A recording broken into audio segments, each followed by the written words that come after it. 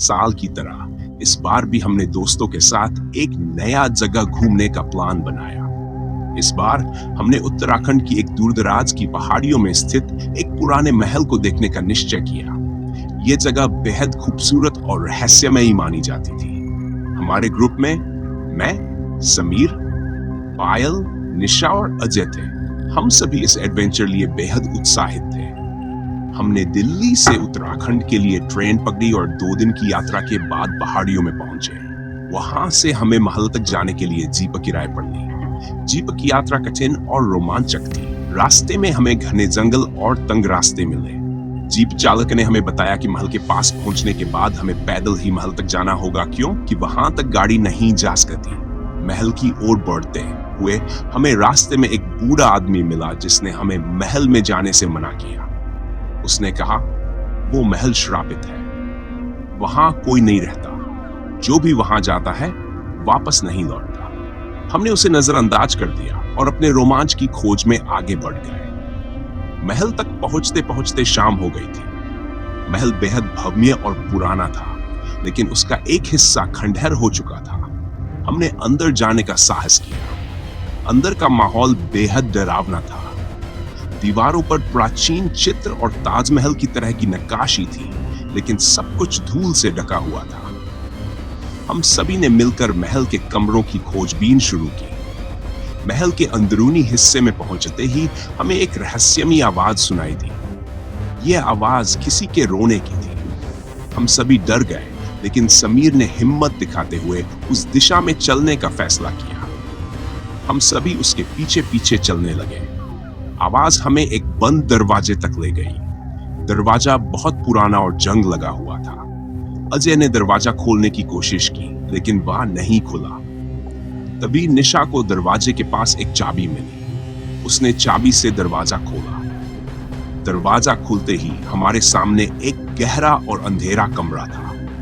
कमरे के अंदर एक पुरानी पेंटिंग थी, जिसमें एक खूबसूरत लड़की थी। लेकिन जैसे ही हम पेंटिंग के करीब गए, लड़की की आंखें अचानक से हिलने लगी। हम सभी के रोंगटे खड़े हो गए। पायल ने डर के मारे पेंटिंग को छूने की कोशिश की। तभी पेंटिंग में से एक साया निकलकर पायल को अपने अंदर खींचने लगा। हम सभी ने पायल को बचाने की कोशिश की, लेकिन वह गायब हो गई। हम सभी सकते में थे और समझ नहीं पा रहे थे कि क्या हो रहा है। हम सभी डर के मारे कमरे से बाहर भागे और महल से निकलने की कोशिश करने लगे। लेकिन जैसे ही हम बाहर जाने लगे, महल के दरवाजे अपने आप बंद हो गए। हम सभी एक दूसरे को देख रहे थे और हमें समझ नहीं आ रहा था कि अब क्या करें। समीर ने कहा, हमें इस महल का रहस्य जानना होगा, शायद तभी हम बाहर निकल पाएंगे। हमने महल के और भी कमरों की खोजबीन शुरू की। हमें एक कमरे में पुरानी की तरह और दस्तावेज मिले। उन दस्तावेजों में महल के इतिहास के बारे में लिखा था। हमें पता चला कि महल एक प्राचीन राजा का था, जिसने अपनी पत्नी के साथ विश्वासघात किया था। राजा ने अपनी पत्नी को जिंदा दीवार में चुनवा दिया था। तब से उसकी आत्मा इस महल में भटक रही थी। हम समझ गए कि पेंटिंग में वही लड़की थी और उसकी आत्मा अब भी महल में मौजूद थी। हमें उसे मुक्त करना होगा ताकि हम इस महल से बाहर निकल सके। हमने दस्तावेजों में एक प्राचीन मंत्र पाया जो आत्मा को मुक्त कर सकता था। हम सभी ने मिलकर मंत्र का उच्चारण किया और आत्मा को पेंटिंग से मुक्त किया। अचानक महल के दरवाजे खुल गए और पायल वापस आ गई। वह बेहद कमजोर लग रही थी, लेकिन ठीक थी। हमने जल्दी से महल से बाहर निकलने का फैसला किया। जब हम महल से बाहर निकले तो हमें महसूस हुआ कि हमने एक भयंकर रहस्य को सुलझाया है। हम सभी इस घटना से डर गए थे, लेकिन ये एक ऐसा अनुभव था जिसे हम कभी नहीं भूलेंगे। लेकिन कहानी का सबसे बड़ा मोड़ तब आया जब हम अपने होटल पहुंचे।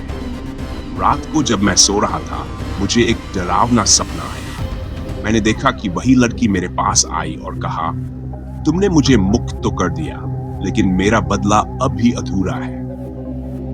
अचानक मेरी नींद खुल गई और मैंने देखा कि मेरे कमरे में वही पेंटिंग की लड़की खड़ी थी। उसके चेहरे पर एक भयानक मुस्कान थी और उसकी आंखें लाल हो गई थी। मुझे समझ में आ गया कि महल से हम बाहर तो आ गए थे, लेकिन उस आत्मा ने हमारा पीछा नहीं छोड़ा था। क्या हमें उस आत्मा से कभी छुटकारा मिल पाएगा? यह सवाल मेरे मन में गूंज रहा था और मेरी रातें अब डर और बेचैनी में बीतने लगी।